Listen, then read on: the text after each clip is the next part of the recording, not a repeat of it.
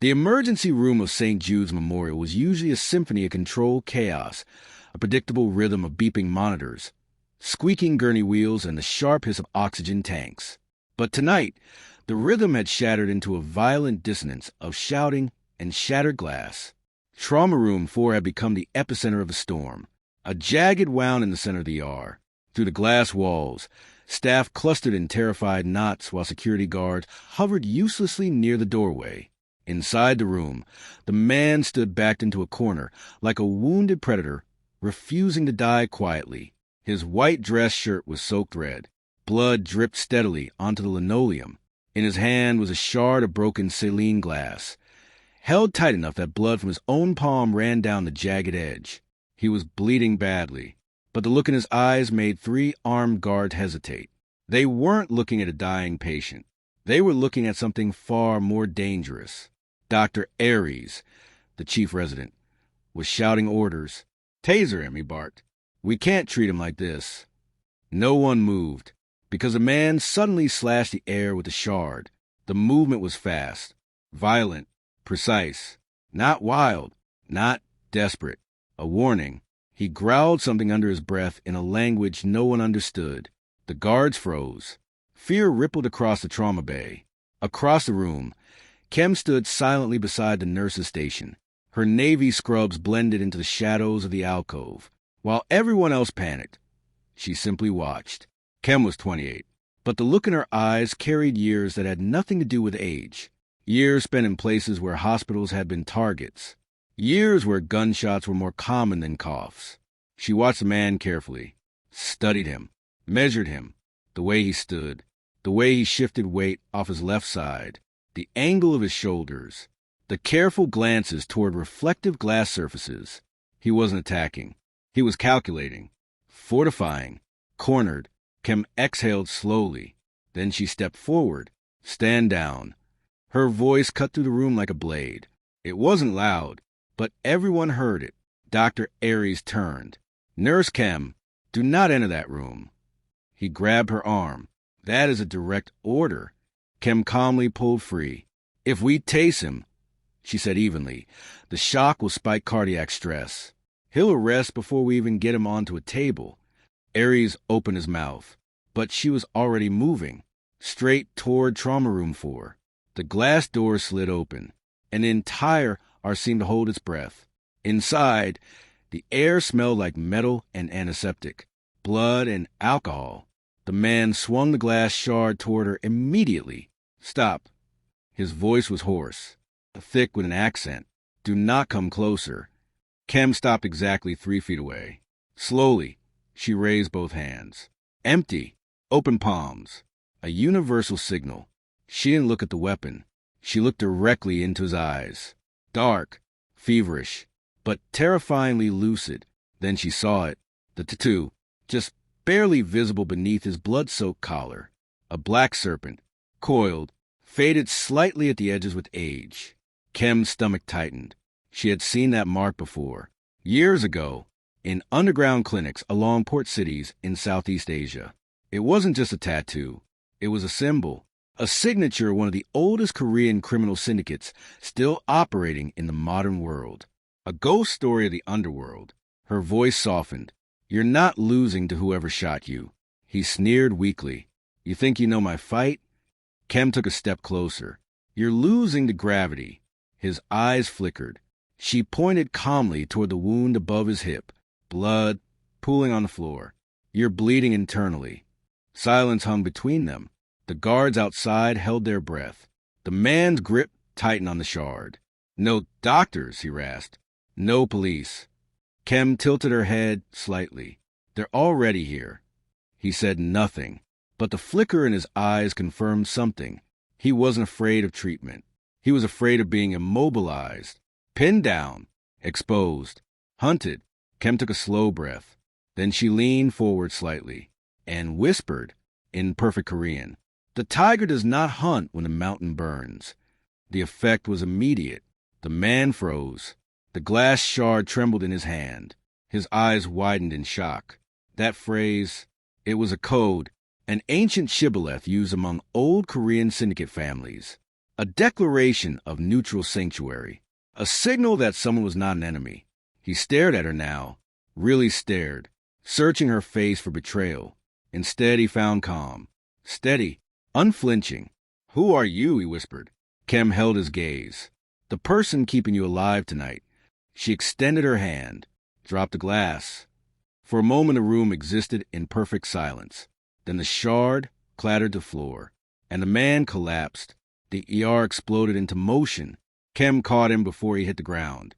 He was heavy, at least 6 feet tall, muscular even through blood loss. She dragged him onto the gurney. "2 units on negative," she shouted.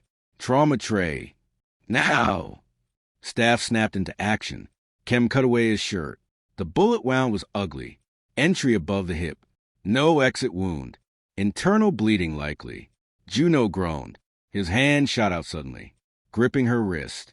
His fingers were ice cold, but his grip was iron. "Do not log me." Kem paused. "What?" "The system," he rasped. "They watch it." Her eyes flicked toward the digital scanner. If she registered him into the hospital network, his location would instantly appear across law enforcement databases. If he had enemies inside those systems, this hospital would become his grave. Kem hesitated only 1 second. Then she set the scanner down. "Off the books," she murmured. Juno stared at her. "You trust criminals easily?" She smirked slightly. "No." She pressed gauze into the wound. "I trust dying men less." He laughed weakly, then winced. "My name," he whispered, "is Juno." Kem continued stitching. "Kem." He studied her face while she worked. "You are very calm. I've seen worse." Juno's eyes softened slightly. "You saved me." Kem didn't answer, but the tension between them had already changed. This wasn't doctor and patient anymore. They had crossed a line. They were allies now. 20 minutes later, the atmosphere changed. Not loudly, not visibly, but the ER felt different. Quieter, tighter. Kem noticed it immediately. Through the blinds, she saw them. 2 men entering through the west entrance. Dark suits, calm movements. They flashed badges at reception, but they didn't behave like police. Real cops carried boredom. These men carried purpose. Predators clearing a sector. Cleaners. Kem's heart rate quickened. She returned to Juno's bedside. He was awake, watching her. "They're here," he said quietly. She nodded. "Two." He grimaced and tried to sit.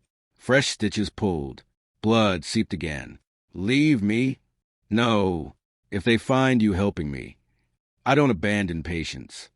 He stared at her. For a moment, the ruthless criminal mask cracked. Something vulnerable showed beneath. "You will die for that rule." Kem switched off the trauma room lights. Darkness swallowed them. "Then we'd better move fast." They slipped into the service corridor. The hospital's hidden arteries. Dim lights. Industrial tile. The hum of ventilation. Kem pushed the gurney quickly. Juno lay still, watching ceilings. Mirrors. Corners. "You move like a soldier," he whispered. Kem kept walking.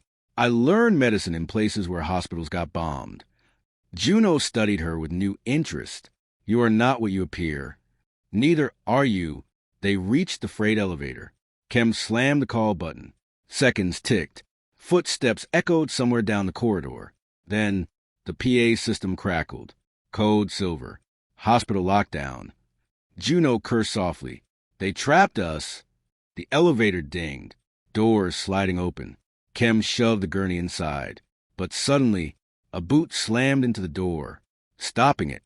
One of the hunters stood there, pistol raised, suppressor attached. "Step away from the asset," he said politely. Kem raised a scalpel. "This is a hospital." He smiled. "Not anymore." Behind her, she heard Juno shift, preparing. The assassin lifted his gun. Kem slammed the fire alarm. Sirens exploded. Lights strobe red. The assassin flinched. Kem shoved a crash cart into his chest. Gunfire erupted. Bullets tore into the ceiling. The elevator doors slammed shut, and the lift began descending. Inside the metal cage, red emergency lights pulsed. Juno groaned. Fresh blood seeped through the bandage. "You tore the stitches," Kem hissed. He smiled faintly. Better stitches in your throat.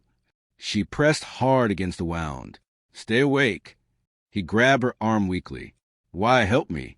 Kem met his gaze. Because you look like someone who hasn't had anyone on his side in a long time. Juno studied her.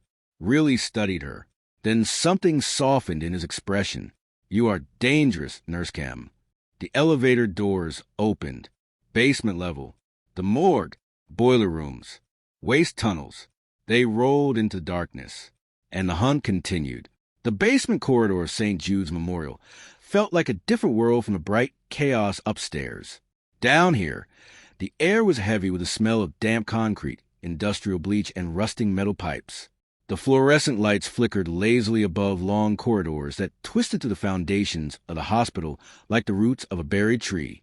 Kem pushed the gurney as fast as she dared. The wheels rattled across uneven concrete. Every echo sounded like thunder. Behind her, Juno lay rigid, one hand pressed hard against a bandage covering the gunshot wound. Even through the layers of gauze, she could see dark blood spreading again. His breathing had become shallow. Controlled, too controlled. He was forcing himself to stay conscious. Kem glanced back at him. You're reopening the wound, she said quietly. Juno's eyes stayed on the ceiling mirrors installed at hallway corners. If I lose consciousness, he murmured, I lose control. You're already losing blood. Still preferable to dying blind. Kem pushed harder. Steam pipes rattled above them. Somewhere far away, an alarm continued screaming from the upper floors. But down here, it felt eerily quiet. Too quiet. Juno suddenly gripped the edge of the gurney. Stop. Kem froze instantly. For a few seconds, there was only silence. Then she heard it, the faint scrape of leather against concrete. Boots. Somewhere ahead. Juno's voice dropped to a whisper. They split up. Kem's pulse quickened. They're already in the basement? They anticipated this route. Of course they did. He looked at her. They're professionals. Kem scanned the corridor. Left, boiler room. Right, biohazard storage. Straight ahead, waste management dock. The dock was their exit, but it was also the most obvious one. Juno's voice came again. They want us moving toward the dock. A choke point. Yes. Kem's mind raced. If they continued forward, they would walk directly into the hunters. But turning around meant going back toward the hospital floors. And security. And police. And whoever inside the system might be hunting him. Kem grabbed the gurney again. We go left. Juno frowned slightly. That leads deeper underground. Exactly. They entered the boiler wing. The temperature rose immediately. Massive steel tanks filled the room like sleeping giants, connected by thick pipes that hissed with pressurized steam. Condensation dripped steadily from the ceiling. The sound of machinery created a constant low roar that masked their footsteps. Kem slowed slightly. The noise would help hide them, but it also meant they might not hear someone approaching. Juno watched her carefully. You know this place well. I've worked here 3 years. That's not what I meant. Kem glanced back. Juno's gaze was sharp despite the blood loss. You move like someone trained for ambush zones. She said nothing. Juno continued. You scanned exits before entering the elevator. You used a distraction instead of direct confrontation. You guided us through blind camera zones. Kem finally spoke. You're very observant for someone losing 2 liters of blood. Juno's lips twitched faintly. You still didn't answer. Kem kept pushing the gurney. People survive war zones by learning fast. Juno stared at her. Which war? Kem didn't answer. They reached a narrow service corridor. At the end stood a rusted steel door marked, Authorized personnel only. Kem keyed in a code. The door opened. Inside was a maze of maintenance tunnels. Narrow, claustrophobic, filled with cables and exposed pipes. The lights were dim amber emergency bulbs. Kem pushed the gurney inside, then closed the door behind them. For a moment they simply stood there, listening. Nothing, just the distant rumble of boilers. Kem exhaled slowly. Temporary breathing room. Juno shifted slightly. Pain flashed across his face. You need to remove the bullet. Not here. If it hit bone. It didn't. He raised an eyebrow. You're certain? Kem pointed at the wound. Entry angle. Bleeding pattern. No bone fragments. Juno watched her carefully. You're good. Kem grabbed supplies from the crash cart. I told you. You've seen worse. She lifted the bandage carefully. The wound looked ugly. Dark blood pooled around the stitches. Juno clenched his jaw. You're reopening the sutures. Necessary. Kem poured antiseptic across the wound. Juno hissed quietly. Sorry, she said. You're not. No. She reached for forceps. Juno's breathing slowed. You know, he said quietly, most nurses were fainted by now. Kem worked calmly. Most Mafia bosses wouldn't still be conscious. He gave a faint laugh. You finally admit what I am. Kem met his eyes briefly. You were wearing a tailored Italian suit with a syndicate tattoo. And you speak Korean like someone raised inside old criminal families. Juno studied her. You know a lot about syndicates for a nurse. Kem finally found the bullet. Metal scraped softly against forceps. Hold still. Juno's muscles tensed. The bullet slid free. He exhaled slowly. Kem dropped into a tray. Congratulations, she said. You're now slightly less likely to die. Juno looked at the bullet. That was expensive. Kem raised an eyebrow. The suit. The man who fired it. Silence settled again. For the first time since the chaos upstairs, they were momentarily still. Juno studied Kem's face carefully. You used the Tiger Code. Kem cleaned the wound. Yes. Only old families know that phrase. Kem tied fresh sutures. I worked in illegal clinics near Busan years ago. Juno's eyes sharpened. That wasn't a random place. No. That port belongs to the CO syndicate. Kem finished the bandage. Correct. Juno leaned back slightly. And you survived there. Kem met his gaze. Yes. Juno was quiet for a long moment. Then he said softly, most people who work for the CO family don't leave alive. Kem shrugged. I wasn't working for them. What were you doing there? Kem packed the medical tools away. Keeping people alive. Juno smiled faintly. You are an interesting woman, Kem. Suddenly, a sound echoed through the tunnel. Footsteps. Slow. Careful. Kem's body went rigid. Juno's eyes sharpened instantly. They found the boiler wing. Kem killed the lights. Darkness swallowed the tunnel. They held their breath. The footsteps grew closer. A flashlight beam cut through the darkness from the far end. A voice spoke quietly. Clear this corridor. Another voice answered. Understood. Two of them. Juno whispered. They're sweeping. Kem leaned close. Can you stand? Juno grimaced. For a short time. Kem nodded. She pulled him off the gurney. His weight leaned heavily against her shoulder. But he stood. Barely. Kem grabbed a metal wrench from the maintenance wall. Juno noticed. Improvised weapons. All I have. Juno gave a faint smile. Not anymore. From beneath the gurney mattress, he pulled something. A compact pistol. Kem stared. You hit a gun? Juno chambered around quietly. I never enter hospitals unprepared. The flashlight beam grew brighter. Closer. Kem whispered. They'll see us. Juno shook his head. No. He pointed upward. Kem looked. An overhead maintenance hatch. She nodded. They climbed. Barely. Juno almost collapsed halfway. But Kem dragged him up with surprising strength. They pulled the hatch shut. Below them, the hunters entered the corridor. Flashlights sweeping. One paused near the gurney. Blood. Another voice. They were here.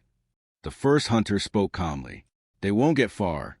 Inside the crawlspace above, Kem and Juno lay side by side in the darkness. Dust coated everything. The space was barely large enough to breathe. Juno's breathing grew heavier. Kem checked his pulse. Too fast. You're losing more blood. Juno whispered back. Still alive. Kem looked at him. You're stubborn. Juno smiled faintly. That's how I became who I am. Kem hesitated, then asked quietly, And who exactly are you? Juno looked at the darkness above them. My name is Han Juno. Kem waited. He continued. My father built one of the oldest criminal families in Korea. Kim's eyes widened slightly. The Black Serpent Syndicate. Juno glanced at her. You've heard of us. Kim whispered. Everyone in Busan has. Juno smiled faintly. My father ruled it for 30 years. And now, Juno's expression darkened. Now someone wants me dead. Below them, the hunters continued searching. One of them spoke into a radio. Target injured but mobile. Pause. Then, terminate on sight. Kim felt a chill run down her spine. Juno leaned closer in the darkness. You should have left me upstairs. Kim shook her head. Too late now. Juno studied her face again. You understand what happens if you stay involved with me? Kim whispered back. Yes. And you're still here. Kim's voice was steady. I don't abandon patients. Juno smiled softly. Then I suppose we survived together. Suddenly, a loud metal clang echoed through the tunnel. One of the hunters had kicked the gurney. The flashlight beam moved upward, toward the ceiling, toward the hatch. Kim's heart stopped. The hunter frowned. There's blood above. He reached for the hatch. Juno raised the pistol silently. Kim gripped the wrench. The hatch handle turned. The metal creaked, and the hunter began pulling it open. The hatch creaked open, metal scraping softly against rust. Below them, the hunter lifted the panel slowly, his flashlight beam slicing through the narrow crawl space like a blade of white fire. Kim's pulse thundered in her ears. Juno didn't move. The pistol in his hand remained perfectly steady despite the blood loss. The hunter's eyes appeared beneath the hatch. For a fraction of a second, the man looked directly into the darkness. Then the flashlight beam tilted upward. It found them. The hunter's pupils widened. Juno fired. The suppressed pistol coughed twice. The shots were quiet but brutal. The hunter collapsed backward before he could even shout. Kim flinched instinctively at the violence. Below them, the second hunter spun toward the sound. Contact! Gunfire erupted. Bullets tore through the thin metal ducting. Juno grabbed Kim's wrist. Move! They crawled quickly through the narrow maintenance shaft. Dust filled the air as bullets punched through the metal behind them. Juno's breathing became harsher with every movement. Blood smeared along the metal floor beneath him. Kim glanced back. You're bleeding again. Keep moving. They reached a junction in the crawl space. 3 possible directions. Kim hesitated. Juno pointed right. That way? How do you know? Airflow. Kim blinked. What? Fresh air means exit. They crawled toward the faint current of cool air drifting through the vents. Behind them, the second hunter was climbing up. Metal groaned, boots scraping inside the shaft. He was fast. Juno reached the end of the tunnel first. A grated ventilation cover blocked the opening. Beyond it, dim moonlight. Kim peered through. It opened to a small alley behind the hospital's waste management dock. We're outside. Juno smashed the grate with the butt of the pistol. The metal snapped loose. Cool night air rushed in. Kim climbed out first. Then she turned back to help him. Juno slid from the vent and landed awkwardly against the wall. His legs nearly gave out. Kim caught him again. You're about to collapse. Juno tried to stand upright. Still functional. Footsteps echoed inside the vent behind them. Kim's eyes widened. They're right behind us. Juno pushed himself away from the wall. Then we leave now. Rain had begun falling outside. Cold sheets of water poured through the narrow alley. The hospital loomed above them like a silent fortress of glowing windows and flashing emergency lights. Sirens wailed somewhere in the distance. Police were arriving. Kim grabbed Juno's arm and pulled him toward the far end of the alley. Where are we going? There's a street 2 blocks over. Juno frowned slightly. You're improvising. Kim shot him a look. You want to carry a map next time someone tries to assassinate you? Juno gave a weak smile. They turned the corner. Juno suddenly grabbed her arm again. Stop. Kim froze. Across the street, parked beneath a flickering street lamp, sat a black sedan. The engine was running. 2 silhouettes inside. Juno's eyes narrowed. Not mine. Kim whispered. How do you know? They're too early. The driver door opened. A man stepped out slowly. Another hunter. He raised his pistol. Juno shoved Kem behind a dumpster. Gunfire cracked through the rain. Bullets smashed against brick walls. Juno fired back once. The hunter ducked behind the car. Kem stared at him. You can barely stand. Juno's expression remained calm, still breathing. The second door of the sedan opened. Another gunman stepped out. Kem realized something terrifying. They'd been surrounding the whole hospital. Juno nodded grimly. They want me erased before sunrise. Kem looked around desperately. We can't fight two armed men like this. Juno leaned against the dumpster. His strength was fading. Then, headlights appeared at the end of the street. A vehicle turned the corner fast. Black SUV. The hunters looked toward it. Confusion flickered across their faces. The SUV accelerated, straight toward them. Juno suddenly smiled. Ah! Kem blinked. What? The SUV slammed its brakes sideways. The rear door opened. A man leaned out holding a rifle. Two rapid shots cracked through the rain. Both hunters dropped instantly. Kem stared in shock.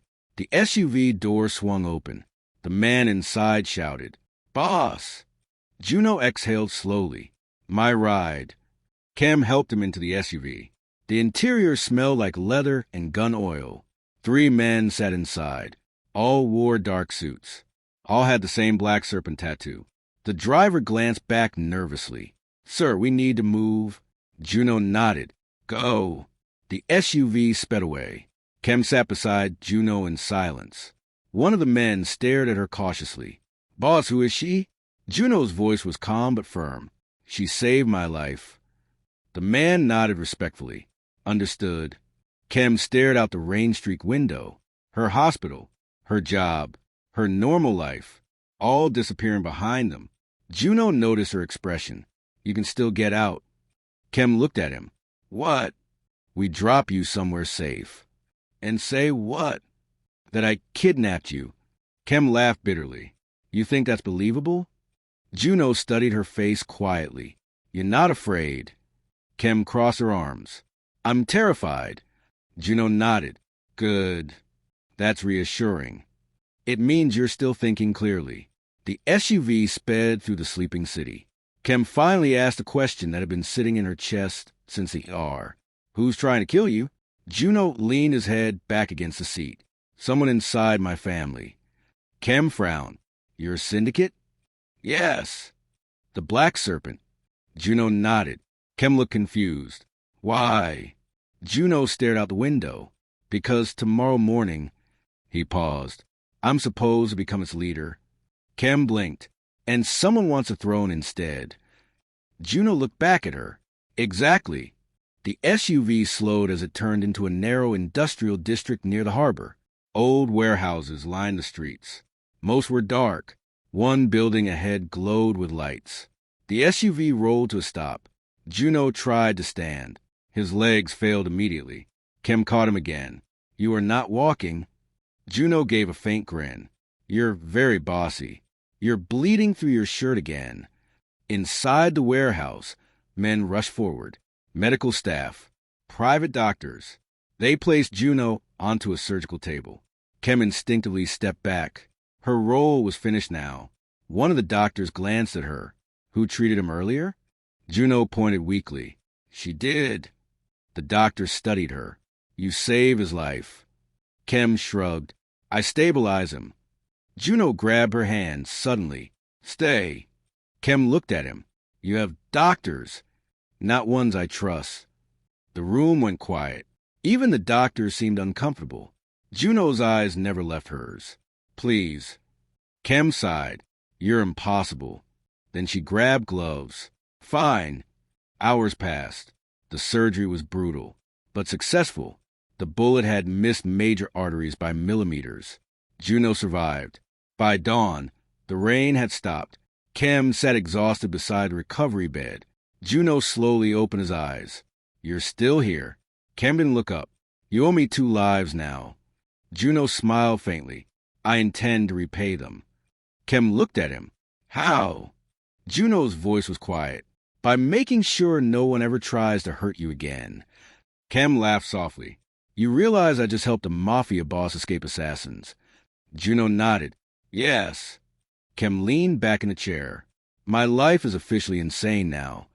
Juno studied her for a moment, then said, quietly, it's only beginning. Dawn arrived slowly over the harbor. Gray light seeped through the tall warehouse windows, painting the concrete floors in cold silver streaks. Outside, fog rolled in from the sea, swallowing the distant skyline of the city. Inside the warehouse clinic, the chaos of the night had finally quieted. Machines hummed softly. Medical staff moved quietly between tables. And in the center of the room, Han Juno slept. For the first time since the gunshot, Kem sat in a chair beside his bed. Her scrubs were stained with blood and antiseptic. Her hair was damp from rain that had long since dried into faint curls along her temples. She hadn't slept, not even for a minute. Her mind replayed the night in fragments. Broken glass, gunfire in the elevator, flames in the biohazard room, the crawl space, the hunters, the SUV, the surgery. Every step had dragged her further away from the life she used to know. A normal hospital nurse, a quiet apartment, morning coffee before work. Now she sat inside a criminal syndicate's hidden headquarters while armed men guarded the doors. Kem rubbed her eyes slowly. What am I doing here? A voice answered quietly. Saving my life again. Kem looked up. Juno was awake. His voice was hoarse but steadier than before. She leaned forward immediately, checking the monitors out of instinct. You're not supposed to be conscious yet. Juno smiled faintly. I dislike being unconscious when enemies are nearby. Kem crossed her arms. You just had emergency surgery. I've had worse mornings. That's not comforting. Juno studied her face carefully. You stayed. Kem shrugged. You asked. That's not why. Kem didn't respond. Juno continued softly. You stayed because you chose to. The room was quiet for a moment. Kem finally spoke. You said someone inside your syndicate tried to kill you. Juno's expression darkened slightly. Yes. You know who. Not yet. Kem frowned. You're about to become the leader of a criminal empire, and you don't know who wants you dead? Juno looked toward the warehouse doors. Oh, I have a few suspects. As if on cue, the door opened. A tall man entered the room. Early 40s. Sharp suit. Calm, calculating eyes. The serpent tattoo curled around his neck. Boss. Juno nodded slightly. Director Kong. Kong bowed respectfully. Glad to see you survived. Kem noticed a slight tension in Juno's posture. Barely visible, but it was there. Juno spoke calmly. Report. Kong clasped his hands behind his back. We eliminated 4 hunters last night. 2 inside the hospital. 2 outside. Juno nodded. And their employer? Kong hesitated. Still unclear. Kem watched the interaction carefully. Something felt wrong. Juno asked another question. Who authorized the hospital extraction? Kang's expression remained neutral. I did. Juno tilted his head slightly. Interesting. Kong looked confused. Sir, Juno's eyes narrowed slightly. You arrived exactly 3 minutes after the assassination attempt began. Kong blinked once. We received intelligence. From where? Sources. Juno's voice remained calm. Which sources? Kong said nothing. Silence spread through the room. Kem suddenly understood. Her stomach tightened. Juno slowly swung his legs off the bed. Despite the bandages and pain, his posture straightened. The room felt different suddenly. The patient was gone. The Mafia boss had returned. Juno stood. Director Kong. Yes, sir? Juno's voice was quiet, but dangerous. You're very efficient. Kong bowed slightly. I do my best. Juno stepped closer. Too efficient. Kem felt the tension snap like a stretched wire. Juno spoke again. You knew exactly where I would be. Kang's face remained still. You were followed. Juno shook his head slowly. No. His eyes locked onto Kang's. You arranged it. The warehouse fell silent. The guards at the walls looked uneasy. Kong finally sighed softly. Well, his calm mask dropped. I suppose you were always too clever. Kim felt her pulse spike. Juno didn't move. Kong continued casually. You were never meant to survive that hospital. Juno's voice remained calm. Why? Kong smiled faintly. Because the black serpent needs a stronger leader. And that leader is you? Kong shrugged. Someone had to replace your father eventually. Juno's eyes hardened. You served him for 20 years. Yes. And he made the mistake of naming you as his successor. Kim watched both men carefully. The air between them felt like the moment before lightning strikes. Juno spoke quietly. You tried to kill me in a hospital. Kong nodded. Yes. Juno sighed. That's disappointing. Then Juno moved, faster than Kim expected from someone recovering from surgery. His fist slammed into Kang's throat. Kong staggered backward. Guards reacted instantly. Guns appeared, but they didn't aim at Juno. They aimed at Kong. Kong coughed, stunned. You planned this? Juno wiped blood from his lip. You underestimated loyalty. Kong looked around. The guards he thought were his allies now stood behind Juno.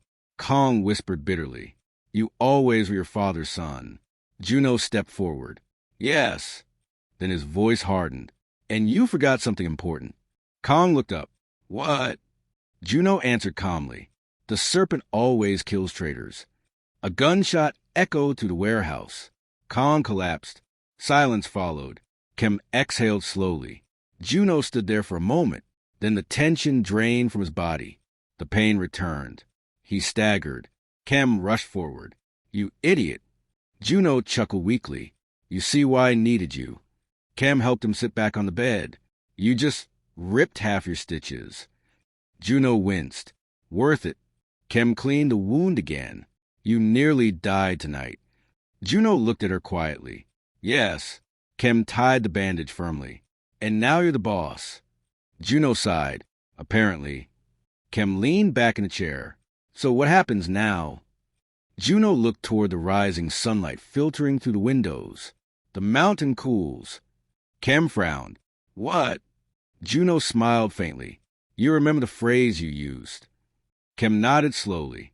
The tiger does not hunt when the mountain burns. Juno looked at her. Well, his eyes softened. The fire is almost out. Kim stared at him. And the tiger? Juno's voice dropped to a quiet promise. The tiger comes home. They sat there in silence. Outside, the sun rose fully over the harbor.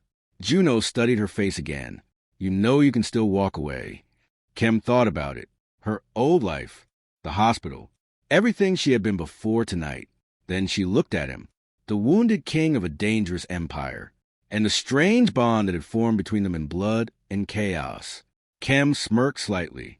You owe me 2 lives. Juno smiled. Yes. Kim leaned forward. I'm collecting interest. Juno laughed quietly. For how long? Kim stood, heading toward the door. She glanced back. I guess we'll find out. Juno watched her go, and for the first time since the gunshot, the future didn't look like war. It looked like possibility. Outside, the city was waking up. Inside the warehouse, a new ruler had risen, and somewhere in the distance, the tiger waited for the mountain to grow cold.